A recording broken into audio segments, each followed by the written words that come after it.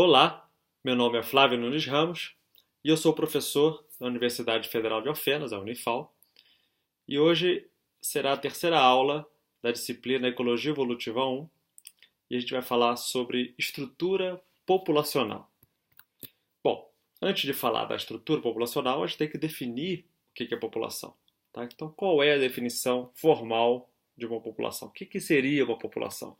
Tá? Então, uma população a gente pode definir como sendo um grupo de indivíduos da mesma espécie. Então, tem vários indivíduos de uma espécie, só que eles têm que viver no mesmo local, ou seja, na mesma área, num determinado momento. Tá? Então, grupo de indivíduos da mesma espécie que vivem na mesma área ao mesmo tempo. Tá? Então, aí tem algumas fotos, algumas ilustrações de populações, tá? Tanto de animais quanto de plantas. Grupo de indivíduos que vivem ao mesmo tempo numa determinada área, grupo de indivíduos de uma mesma espécie, tá? Pinguins, flamingos, gnus, árvores, arbustos, tá? Ok.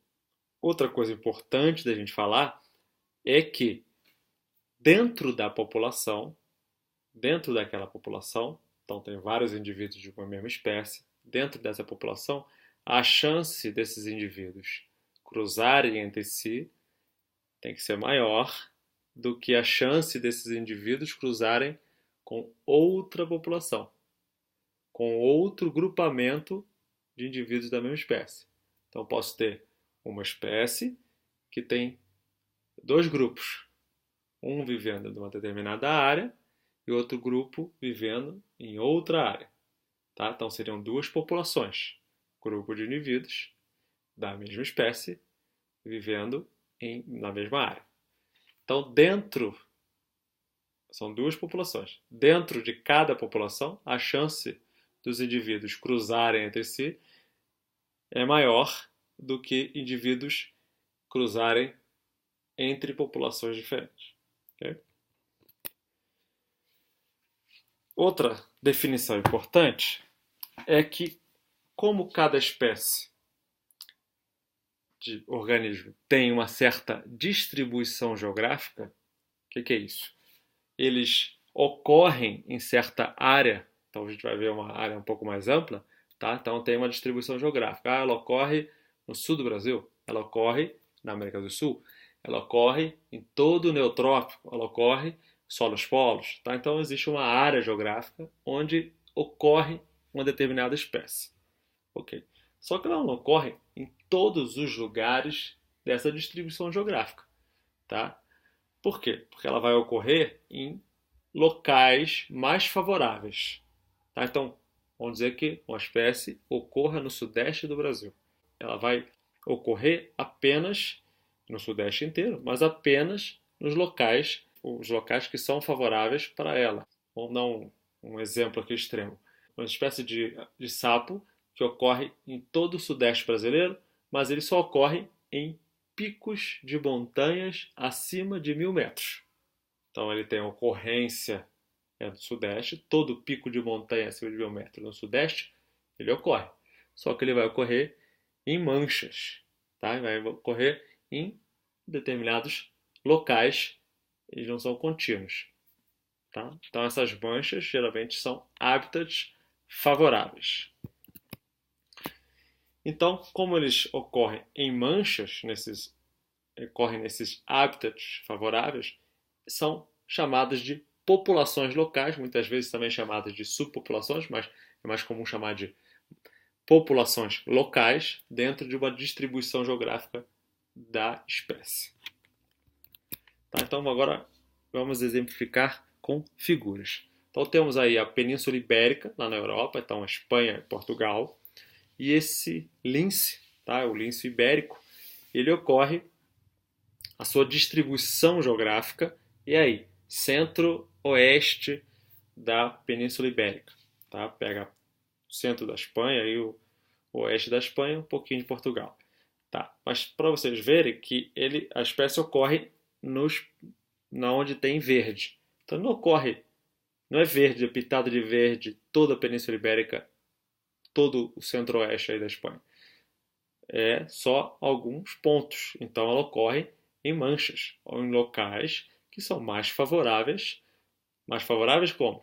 Tem certas condições que os linces preferem, tem certos recursos que os linces preferem, tá? Então, dentro dessas manchas, existem as populações locais. Outro exemplo, uma espécie de planta da família Liliácea. Então, você tem aí a costa leste dos Estados Unidos, Calocortus dessa família, ela ocorre aí com essa distribuição geográfica, onde tem verde e esses pontinhos coloridos aí, mas de novo ela ocorre em manchas, tá? Então essas populações podem ser chamadas de populações locais. Essas manchas seriam os hábitats mais favoráveis para essa população, para esses indivíduos ocorrerem. E o terceiro exemplo e último é aqui da América do Sul, uma espécie de orquídea, da família Orquidácea, né? Então, seriam esses locais em amarelos, tá? Então, de novo, ela tem uma ocorrência ampla na América do Sul, mas só em alguns pontos mais favoráveis. Então, tem subpopulações ou populações locais. Ok. Uma outra definição importante é saber o que é população fechada e o que seria população aberta. Quais são as definições? Bom, a gente pode falar que população fechada seria onde você tem um limite daquele local, do hábitat da população. Você vê um exemplo de um lago. Você vê o limite onde começa e onde termina o lago. Mas só isso, ou o limite visual, tá, não é a definição. O que define se uma população é aberta ou não. O que define é se essa população troca indivíduos ou não. Ou seja, em outras palavras, se há migração de indivíduos entre populações diferentes. Se chega indivíduo de outra população ou se sai indivíduo dessa população para outro lugar, essa população não pode ser considerada uma população fechada. Então ela vai ser considerada uma população aberta. Então, a população aberta é onde há troca de indivíduos com outras populações. E a população fechada, onde você sabe que aquela população não tem migração, nem chega, nem sai indivíduos. Exemplos aí de populações possíveis, as fotos no canto superior, na parte superior dos slides, são lagos, laguinhos, com limites fáceis de identificar. E as fotos de baixo seriam rios, ou lagos, ou complexos de rios e lagos, onde a definição, onde termina e onde acaba aquele ecossistema, é mais difícil de definir. Então, é mais fácil a gente, já se visualmente, definir ou falar que as populações dos animais, os organismos que ocorrem nas fotos embaixo, seriam populações abertas e aquelas que ocorrem nos ecossistemas acima seriam populações fechadas. Mas nem sempre pode ser assim. Se eu pego uma população de, sei lá, peixe que está no laguinho de cima e os peixes não têm como sair e nem como entrar, eu posso então, legal, então eu posso definir essa população dessa espécie de peixe que eu estudei como uma população fechada, porque não há migração. Agora, se eu pego, sei lá, um sapo, e eu vejo alguns girinos e alguns adultos de sapo nesse lago, eu posso detectar que esse sapo pode sair pulando, né, o adulto pode sair pulando da água para a terra e atravessar a terra e entrar em outro laguinho. Então está tendo troca de indivíduos dessa espécie de sapo. Então já não posso falar que essa população de sapo é uma população fechada. Eu já vou dizer que é aberta. Então depende, a gente tem que. Não é só porque tem uma definição fácil de limite, é que toda a população que ocorre lá, que é a população de todas as espécies que ocorre lá, vai ser considerada a população fechada. Então a definição, o critério é pela troca de indivíduos, é pela migração, tá? Mas normalmente é mais fácil você ter uma população fechada quando você tem os limites, né, mais fáceis de definir. Um outro exemplo, também é comum, é aquelas plantas que acumulam água, como bromélias e plantas carnívoras, né, algumas espécies de plantas carnívoras, que você tem um acúmulo de água em algum tanque e dentro dessa água tem um ecossistema formado aí por várias espécies. Então, vários indivíduos dentro da espécie no mesmo lugar, ao mesmo tempo, é uma população, tá? E aí saber se a população é fechada ou não, nossa tendência é falar, então a população de todas as espécies aí deve ser uma população fechada, porque os limites são fáceis. Mas não, você pode ter vetores, aves, anfíbios que, por exemplo, entram nesses tanques, os plânctons que vivem nessa área, ou bactérias que vivem nessa água, podem grudar na pele desses anfíbios, por exemplo, e quando eles saem dali e vão para outro tanque, eles estão fazendo a troca de indivíduos entre populações diferentes. Então, algumas espécies vão ser abertas, populações são abertas, porque há a troca de indivíduos. Ok, então nós já definimos população, nós tivemos as definições de população fechada, aberta, vimos a distribuição geográfica, que dentro da distribuição geográfica existem hábitats favoráveis e que essa espécie se distribui em algumas populações locais. A gente também pode dividir que toda população tem uma estrutura e tem uma dinâmica. O que é isso? A estrutura é a gente entender como que a população, como esses indivíduos estão presentes no espaço, como que eles se distribuem pelo espaço naquele momento, está numa determinada época. Como é que eles estão hoje? Eles estão distribuídos? Como é que eles estão divididos? Uma outra coisa é tentar entender ao longo do tempo, que aí seria a dinâmica. Então a dinâmica seria como que os indivíduos variam daquela mesma população, variam ao longo do tempo. Aquela população está crescendo, então está tendo um acréscimo de indivíduos, essa população está diminuindo, está tendo um decréscimo de indivíduos, isso que a gente chama de dinâmica da população, é uma variação no tempo. Tá? Só que a gente vai falar nessa aula apenas sobre a variação no espaço, então só sobre a estrutura da população. Ok. Então, estrutura da população seria como os organismos de uma população estão organizados. Como é que eles estão organizados? Quais são as 5 estruturas mais comuns? Então a gente pode organizar os indivíduos na estrutura genética, na estrutura etária, na estrutura ontogenética, estrutura de tamanho ou estrutura espacial. São as estruturas mais comuns.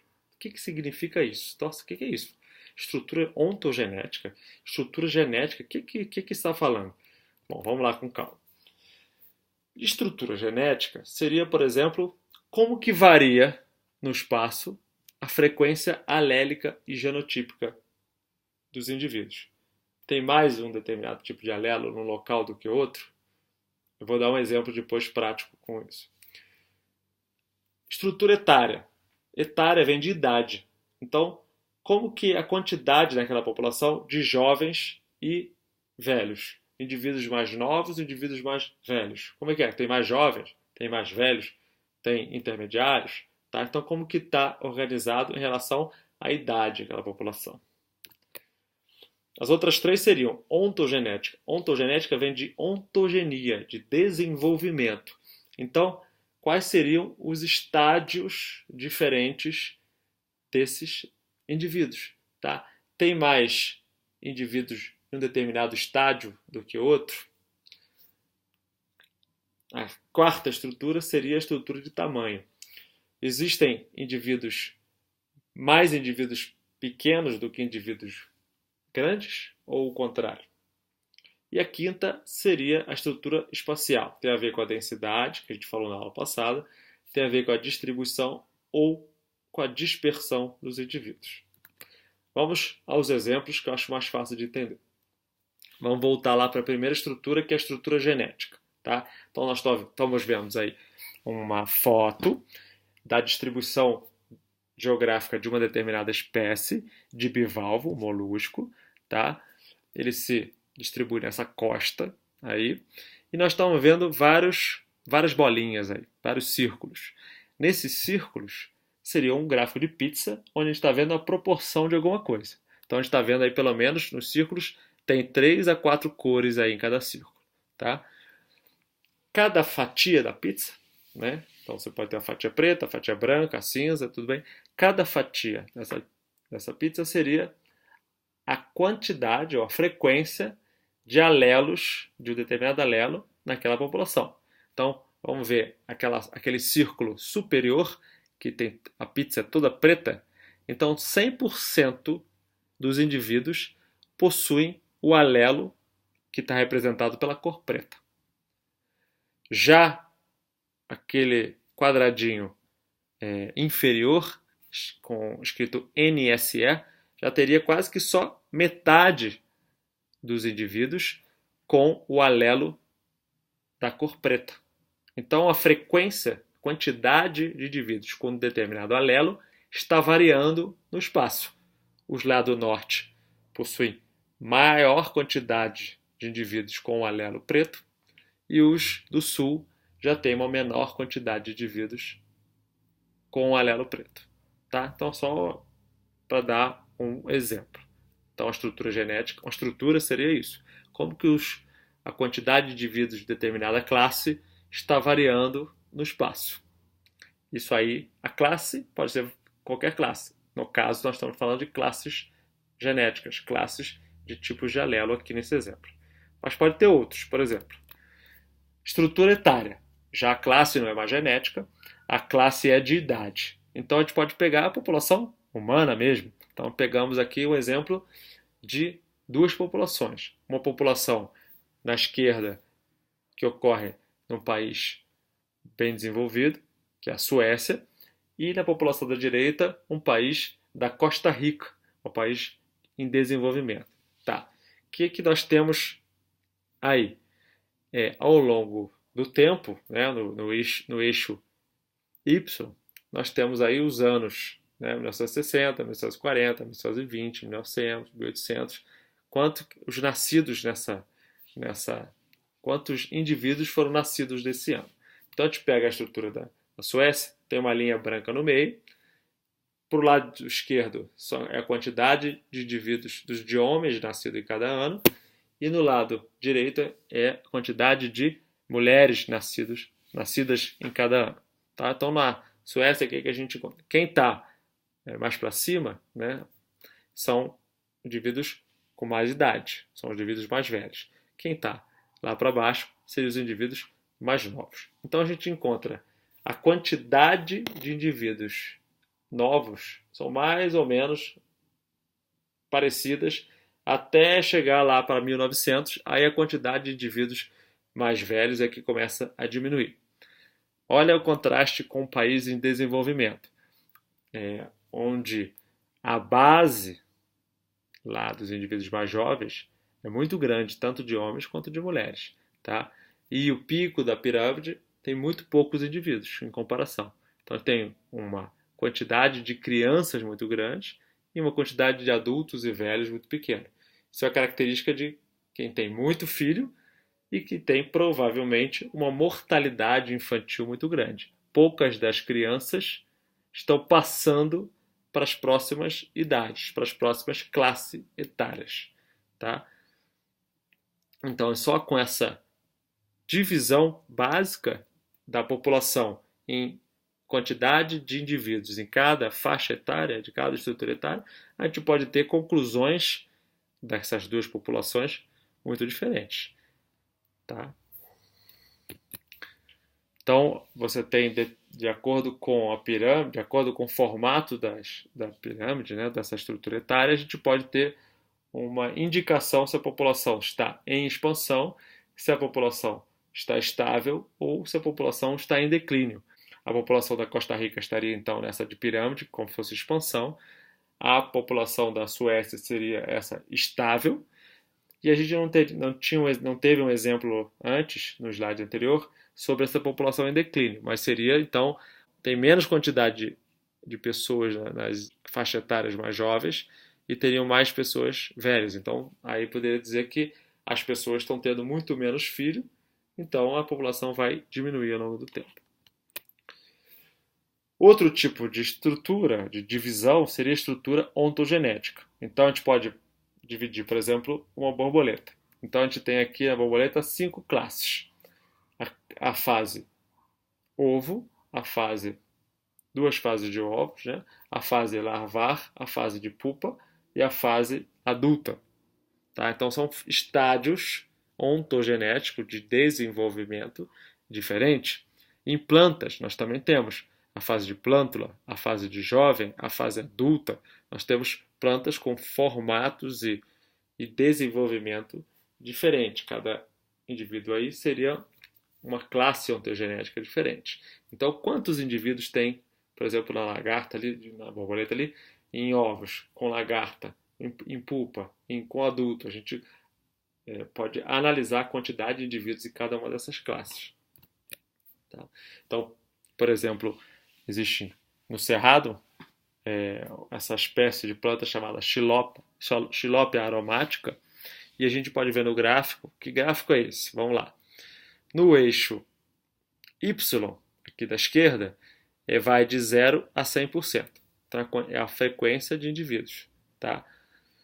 E no eixo X tem aí 3, 6, 8 gráficos. Cada 8 barras, desculpa. Cada barra dessa seria um local, uma população diferente. Então, nós estamos falando de 8 populações. Cada uma dessas barras está divididas por cores, tá? Cinza escuro, cinza claro, rachurado, branco e assim por diante. Tá? Cada cor seria um estádio ontogenético. Então, os estádios, as cores mais basais, mais para baixo, são os estágios mais jovens, por exemplo, a plântula, e os estágios, esse cinza escuro. E mais para cima, como o branco, que é o último lá, seriam os estádios mais velhos, seriam, por exemplo, os adultos.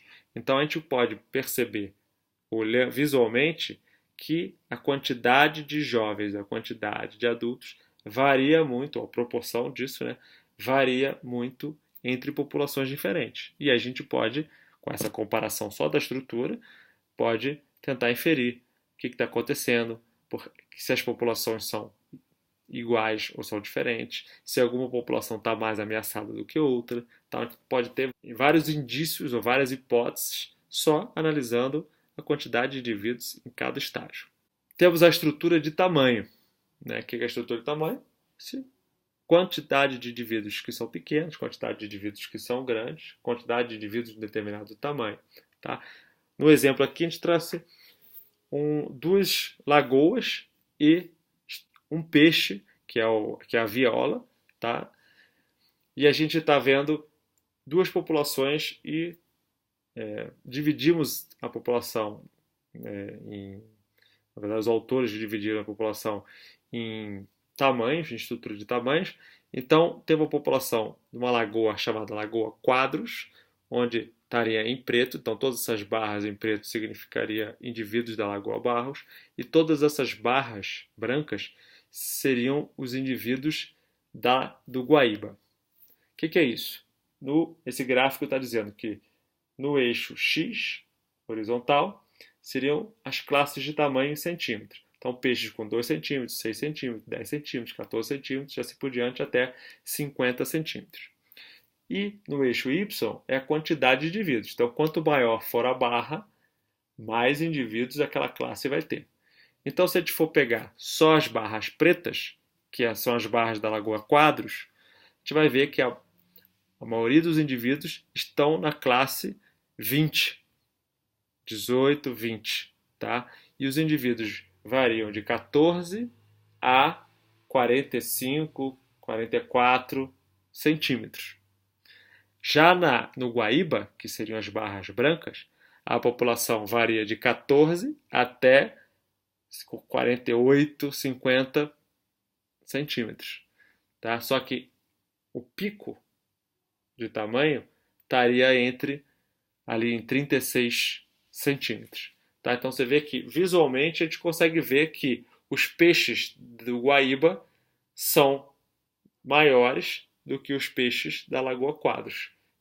Tá? Então a frequência de peixes grandes é maior no Guaíba e a quantidade de peixes pequenos é maior na Lagoa Quadros. Então, por que isso? Por que será? Então você pode criar várias hipóteses para tentar explicar isso apenas com uma simples descrição e comparação de estrutura e do tamanho da população, ou das populações, no caso. A estrutura espacial seria a última estrutura que a gente vai falar. Então a gente tem tanto a distribuição quanto a dispersão dos indivíduos. Qual a diferença? Distribuição é quando a gente fala, essa espécie se distribui, tem uma distribuição tal. Então ela ocupa, qual é a área ocupada por ela? Ela tem uma distribuição na América do Sul, tem a distribuição neotropical, tem a distribuição pelos polos. Tá? Então essa é a área ocupada. Já a dispersão seria o sinônimo da estrutura espacial. Tá? A dispersão seria como os indivíduos estão distantes um do outro, como os indivíduos estão espaçados dentro de uma população. Então a gente quer ver a estrutura espacial ou padrões de distribuição ou a dispersão. Então a dispersão tem 3 tipos, ou padrões de distribuição tem 3 tipos: o padrão agregado, o padrão aleatório e o padrão regular. Como assim? Aí está o exemplo.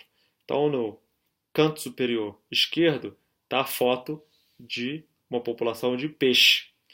E essa tem a foto e o esqueminha, um quadradinho aí na direita, laranja, e tem umas bolinhas pretas, uns pontinhos pretos. O que seriam esses pontinhos pretos? O pontinho preto seria um indivíduo. Tá? Então, como que os indivíduos estão espaçados uns em relação aos outros? Então, eles estão juntinhos. Eles estão mais juntinhos. Eles têm alguns grupos, alguns grupamentos que estão agregados e esses grupos estão afastados entre si. Então, eles têm agregados de indivíduos. Compara com a população de pinguim logo embaixo. Os indivíduos, eles estão espaçados mais ou menos na mesma distância.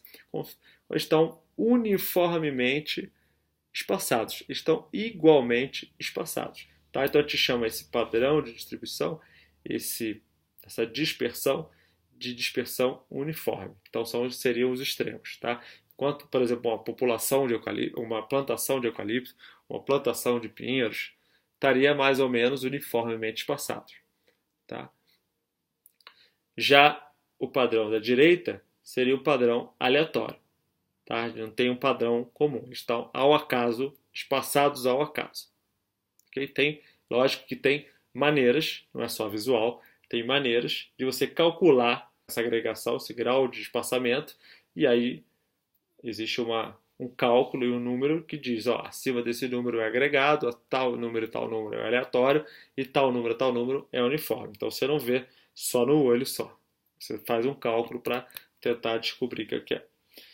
Então, se é o padrão aleatório, a gente formalmente diz que existe igual probabilidade, uma chance igual de um determinado indivíduo, organismo, ocupar qualquer ponto do espaço, porque é ao acaso, aleatório ao acaso. Já se tem a dispersão agregada, então os indivíduos tendem a ser atraídos a uma determinada parte do ambiente, ou um indivíduo atrai o outro para a sua proximidade. Então eles são um bolinho ou um agregado. Então os indivíduos que têm dispersão, as populações que têm a dispersão ou padrão de distribuição regular é onde o indivíduo tem uma tendência de evitar o outro indivíduo. Então eles têm mais ou menos distâncias equivalentes. Tá? O resultado é que eles estão igualmente espaçados mais igualmente espaçados do que esperados por acaso. Porém, uma coisa super importante de deixar claro. O padrão de distribuição vai sempre depender da escala espacial que você está analisando. Então, por quê? Porque isso é influenciado pelos recursos, é influenciado pelas condições e também influenciado pelas interações entre os organismos. Como assim pela escala espacial, Flávio? Não entendi. Bom, por exemplo, se eu pegasse uma foto aérea, ou seja, de uma restinga, e perguntasse qual é a distribuição dessas plantas. É uma espécie de. Tudo que você vê verde aí seria uma espécie de planta. Então é uma monodominância, ou seja, uma espécie de planta que ocorre em toda essa parte da restinga. Qual é a distribuição dessa espécie de planta? Você vai falar que ela é uma distribuição agregada. Por quê? Tem mais indivíduos aí perto do riacho, tem um riacho aí para baixo do indivíduo, então parece até uma florestinha. Em cima também parece uma matinha em cima, então parece que os indivíduos estão mais próximos entre si, então forma até uma matinha. E entre essas duas matinhas tem alguns poucos indivíduos. Então existe uma forma de agregar nesses locais mais densos. Então eu chamaria de distribuição agregada.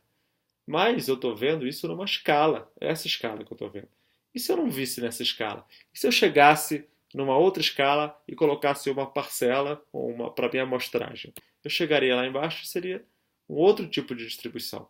Eu chegaria ali e poderia ver que os indivíduos estão mais ou menos uniformemente espaçados ou aleatoriamente espaçados. Então não seria agregação, seria um uniforme ou aleatório. Então está vendo como, dependendo da escala que você está medindo, a distribuição pode mudar. Então tomar muito cuidado com isso. Vamos voltar para o nosso estudo de caso, lá da espécie de ave e da espécie de planta que estavam ameaçadas pela construção da represa em Alfenópolis. Tá. O que o biólogo que estava estudando essas duas espécies ameaçadas descobriu, depois de ter estudado essa parte da matéria? Bom, descobriu que a ave cara de cão, ela é uma população aberta. Ela tem fluxos ou migração de indivíduos entre populações diferentes. E descobriu também que ela pode ser dividida em 3 tipos de estrutura populacional. Pode ser dividida pela idade, ou então tem uma estrutura etária. Pode ser dividida pela ontogenia, por classes de desenvolvimento. Então tem uma estrutura ontogenética.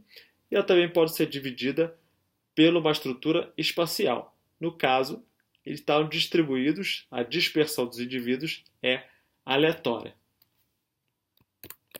Então está aí os dados da estrutura etária no gráfico superior, com as barras vermelhas, onde o eixo X seriam as idades. Então, eles vivem até 6 anos de idade.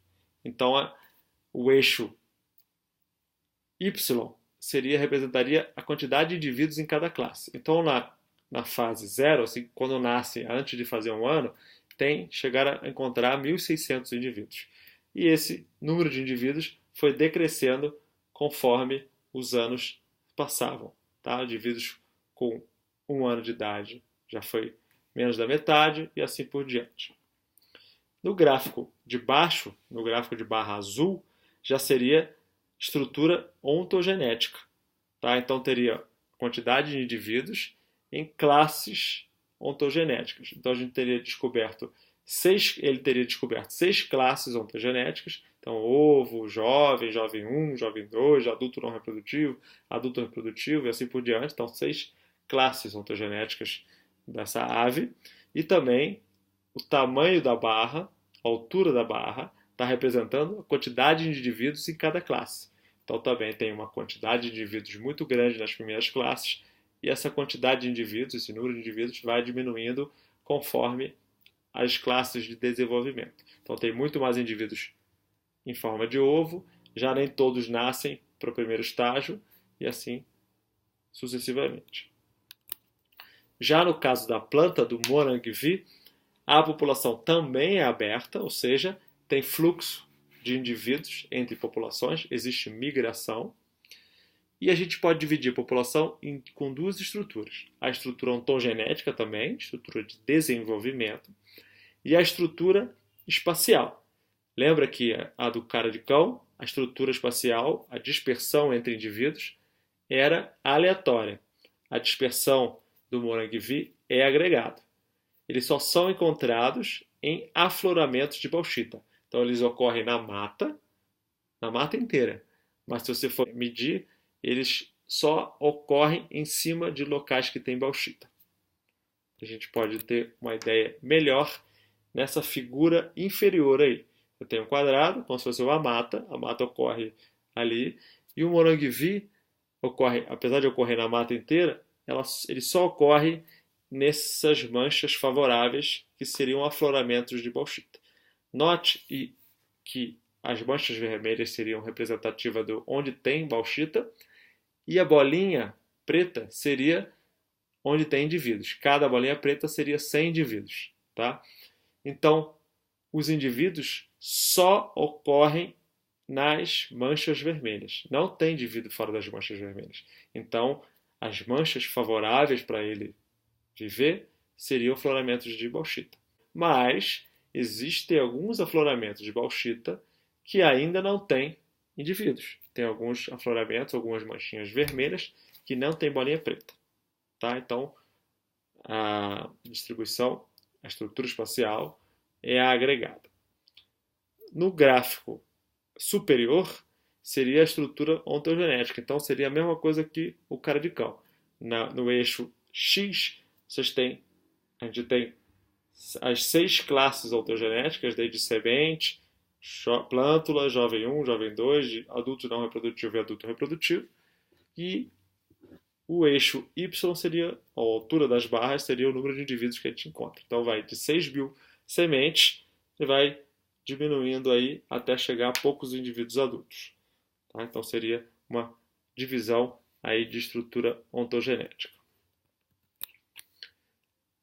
A gente está estudando tudo isso, o biólogo está estudando isso para tentar fazer a realocação dessa espécie essas duas espécies que estão ameaçadas. A gente consegue fazer a realocação só com o que estudou até agora?